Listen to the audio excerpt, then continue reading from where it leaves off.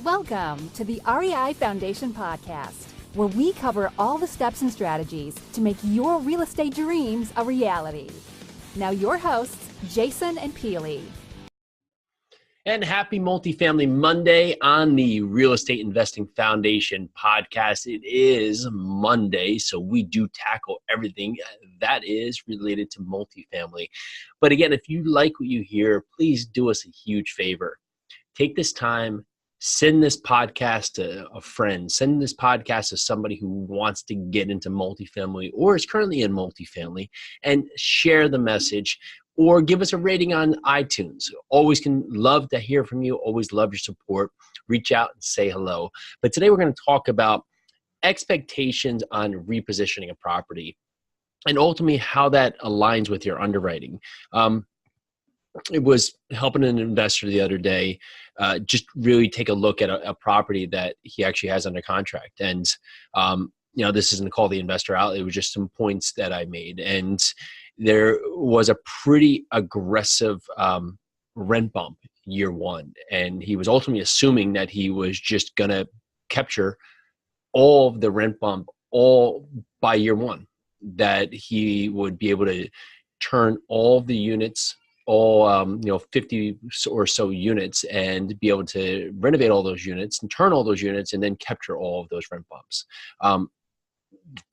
Sounds great plan. But in real life, when you're turning a building, ultimately that plan can't always happen unless you're going to vacate the building day one and you're on month-to-month leases. However, this is a building that's got, it was quote unquote stabilized, has 4 vacant units, and everyone's on year leases. So ultimately, his plan to align this is going to be difficult to accomplish, because how many units could he possibly be turning a month to achieve this, where he's factoring in that he's going to capture almost a $200 rent bump throughout the year, when ultimately he may not even get to a third of those units in year one. And it may take him all the way through year 2, possibly even to year 3, by the time he's able to turn all of these units to accomplish this rent bump. And if you factor that into your underwriting and factor that into how you're looking at your repositioning phase, well, that's going to grossly change your returns that you're anticipating.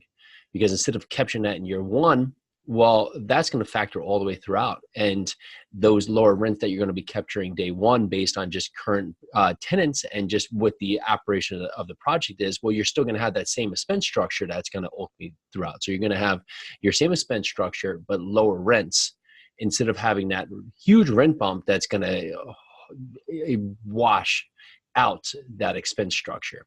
So for yourself, when you are taking on a property, it's important for you to just really be honest. And you can get this approach from just thinking about, well, okay, if I'm gonna have construction going on, how much of that construction can actually get accomplished? Does any of this require permits? Does these unit turns, if management, property manager is going to handle this in-house, do they have the capability to turn 5, 10, 20, 30 units in a month, in 2 months, in a year? What's their capability?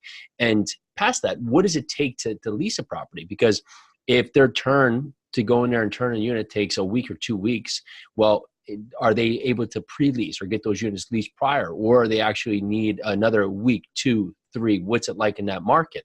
So if you're trying to turn 3, 4, 5 units a month, well, okay, that leads you, 4 units a month times 12 months, that's 50 across the year.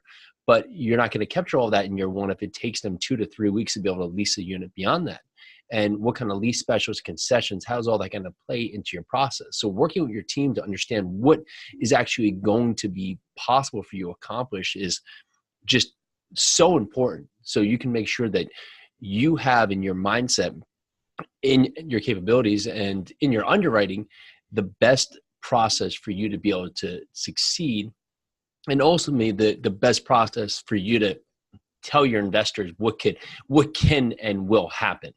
Because you don't want to come out with a story that we're going to achieve these massive rent bumps, we're going to turn 100% of the units in year one, and be blindsided when you turn a third of them, and you have half the building that you're or more that's still based on just current rents.